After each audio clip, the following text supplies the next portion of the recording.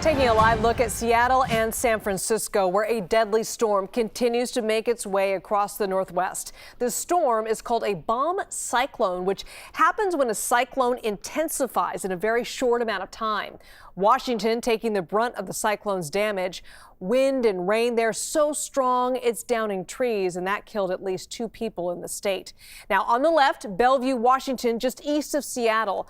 That is the scene of one of those deaths. Fierce winds pushed over a tall tree into a home, hitting a mother while she was showering. And on the right, roads were flooded in Santa Rosa, California, about 60 miles north of San Francisco. This area does have a history of flooding, and the local fire department said creeks are backing up, so there is nowhere for all that excess water to go. And check out this map from Washington utility company Puget Sound Energy. Most of the outages happening in Seattle and the surrounding area. In all, more than 328,000 homes are out of power in that state.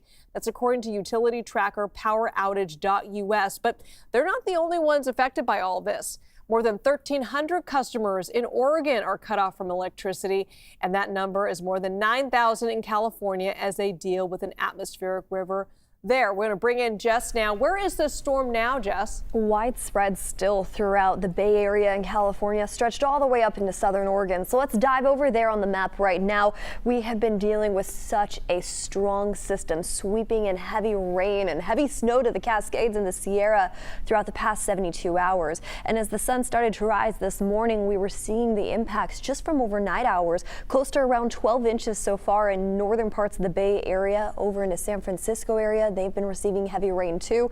Up in Seattle, a very similar trend. Now the bomb cyclone is just to the north of the atmospheric river. Here's what it looks like right now. That huge area of low pressure. For a bomb cyclone to be called a bomb cyclone, the pressure in the center of it needs to drop 24 millibars within 24 hours. This one dropped over 60 millibars within 24 hours. And it's important to note that because of the impacts that the storm brings. It's driving in this atmospheric river just to the south, impacting the Bay Area, Northern California, and all throughout Southern California. But we're seeing the lasting impacts too up into the Seattle region, where over 300,000 people are under power outages right now. Now we head over to the Bay Area real fast, just north of San Francisco. There are small communities in Sonoma County dealing with over 13 inches of rain so far. Santa Rosa already at 8 inches, like we mentioned just a little bit earlier. And those power outages up in Washington continue to be the other major impact from this system. Now we can receive anywhere up to around 1 to 2 feet of snow additionally as we head up into the Sierra throughout the next couple days. And they've been receiving heavy snow already, and the ski resorts are opening early because of it. So there's this weird fine line of excitement and then also fear when it comes to heavy rain. The flood advisory is issued by the National Weather Service, but then of course the ski resorts getting that much needed snow. Yeah, they want the snow. They want to start their season early. Obviously that's good for business because you don't know what the rest of the season's going to hold. So you want to kind of get every last day you can. You're right. All right, Jess, thanks. Of course. All right, let's take you to Renton, Washington. That's about 10 miles outside of Seattle. And CBS News correspondent Carter Evans joins us from there. Carter, thanks so much for being with us. Have you spoken to officials about those widespread power outages? I mean, hundreds of thousands of people are in the dark. Yes, hundreds of thousands of people still in the dark now, more than 24 hours after this storm has hit. Actually, more than 36 hours after this storm has hit. But that is about half as many that were initially out. So they are making significant progress. But as you can see behind me, I mean, we've still got down power lines all over the place. And as you drive around the Seattle area, this is what you see. It's not at every intersection, but occasionally you'll see stoplights out, people treating the intersection like a four-way stop, and you'll see down power lines like this.